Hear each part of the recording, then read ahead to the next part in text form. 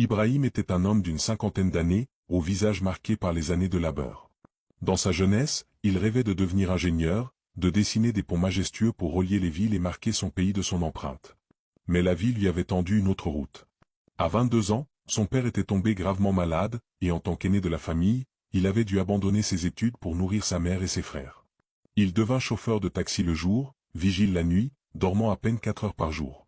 Ses rêves d'ingénieur s'éloignaient à chaque sacrifice, mais il avait pris une décision. Même s'il ne construirait pas ses ponts, il bâtirait l'avenir de ses enfants. Quand il épousa Aïcha, ils s'installèrent dans une petite maison en parpaing au bord d'un quartier animé, et bientôt 3 enfants vinrent remplir leur vie, Mariam, Moussa et Hawa. Chaque matin, Ibrahim partait avant le lever du soleil, fatigué mais souriant, laissant sur la table un petit pain pour ses enfants. Il mettait un point d'honneur à payer leurs frais de scolarité, parfois au prix de privations personnelles. Quand ses chaussures étaient trouées, il réparait au lieu d'acheter, mais ses enfants, eux, recevaient toujours des cahiers neufs à la rentrée. Ses collègues lui demandaient souvent, « Ibrahim, pourquoi ne reprends-tu pas tes études ?» Il souriait, baissait la tête et répondait simplement, « Mes enfants sont mes diplômes. » Les années passèrent. Ses cheveux devinrent gris, son dos se courba, ses mains portaient les cicatrices de 1000 petits boulots. Mais son cœur restait solide, parce qu'il voyait ses enfants gravir les échelons que lui n'avait pas pu atteindre.